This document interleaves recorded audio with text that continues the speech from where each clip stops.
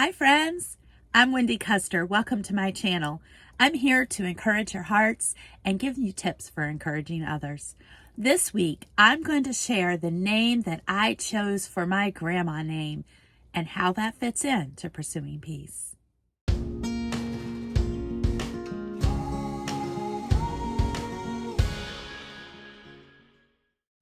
Just 1 year ago, next week, I became a grandmother for the first time.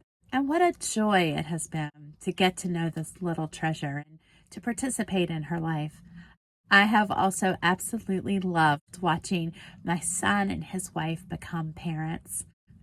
I'm a fairly young grandmother, or at least I like to think so. And so I wasn't yet pining away for grandchildren.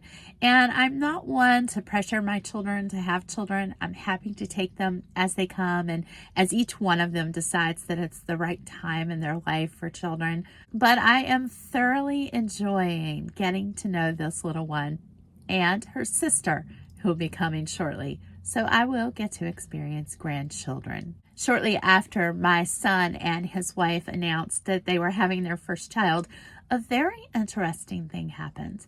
They asked me what I would like my grandma name to be. Now, I was aware that this is a thing. I remember when my own mother chose her grandma name and how important that was to her. But I still hadn't given it much thought for myself until now.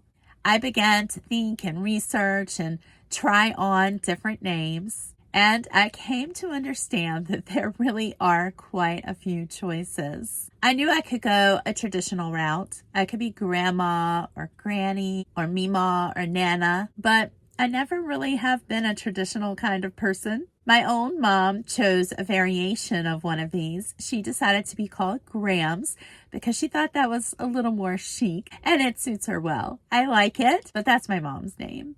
It seems popular these days to choose a name that reflects a different culture. Lola, Meme, Oma, Yaya, and Nana are a few of these. And I like that idea. But I don't feel a part of any of those cultures, so that just didn't seem right to me. There are also some really cute modern names that are fun and young.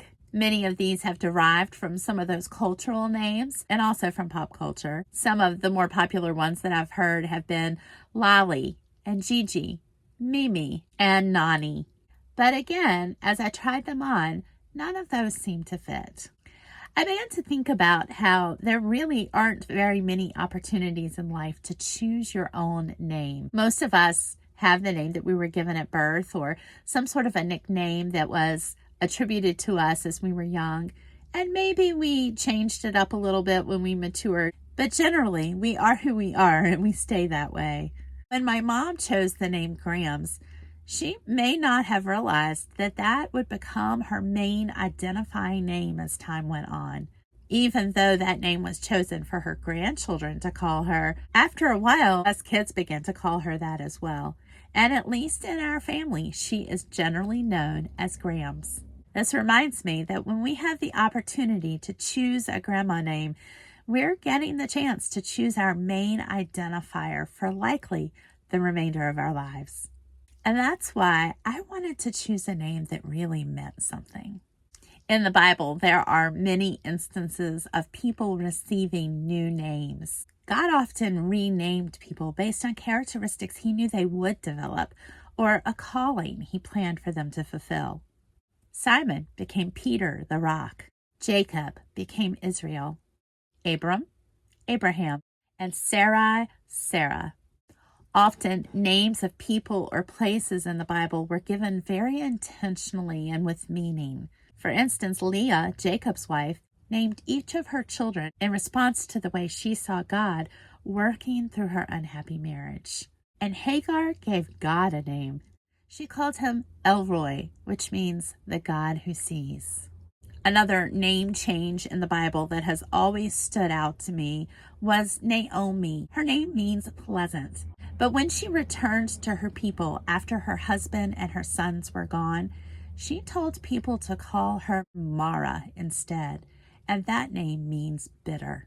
All of these examples in the Bible remind me that names are powerful. They express who we are and who we're meant to be. They are identifiers, and they hold a permanence in our lives. Perhaps this is why there's so much emphasis on choosing our own name when we transition into the season of becoming a grandma. As I thought about the name that I wanted to be called, I thought about who I want to be in this season of life. How do I want to be known? And not just by others, but also, how do I want to know myself? As I hear my name called, what do I want it to call to mind? And so, I chose the name Selah. It's a Hebrew word in the Bible, and we aren't really sure what it means. It is a bit of a mystery, which I enjoy, but here is what some scholars guess in terms of the meaning of the word Selah. Some say it means to lift up or exalt. Others, and my favorite thought, say that it means to pause and reflect. And still others say that it can be translated as an intermission or an interlude or a connector between passages and parts. And truly, I love all of these. But for me, Selah reminds me to pause and reflect. And that's what I want for my life, to value the pause, to stop and live in the moment, to enjoy the people and the experiences, to store them all up in my heart, and to reflect on the blessings, the lessons, and the goodness of God in all of it. I chose the name Selah before my granddaughter was born, and I have yet to hear her say it. Perhaps it won't really feel like my name until I do. But someday, if it sticks, I anticipate that my grandchildren and my children will call me Selah, and I hope it fits. I hope it reminds me to pause and reflect. I hope Selah is who I become. You may not be ready to choose a grandma name, or maybe you already have one, or maybe you won't be a grandma.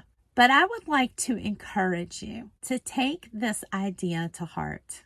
Ask God who He calls you. Think about what you call yourself, and to think about what you might like your name to be called. I challenge you today to choose a name. Who do you want to be? Who do you want to become? I hope that you will not choose to rename yourself as Naomi did, changing her name to match her circumstances, but instead that you might choose a name based on who you want to be and who God is calling you to be. Friends, this was a different type of video today, and I realize that the challenge is a little bit unique. Choosing a name for yourself. It may or may not be your grandma name. But I pray that you will take encouragement from this video and that you will give some serious thought to who it is that you feel God is calling you to become. I hope you might consider changing what you call yourself and that you might begin to see yourself as God sees you and as He sees you becoming. I hope that you'll use this information to help encourage others as well as you call their names, that you might look to call out gifts in others and the wonderful characteristics that you see in them and that you see them becoming. What's in a name? It truly does have meaning. Let's use it to identify the best parts of who we are and who we can become. I'll see you in the next video, and I hope until then that you'll encourage one another daily.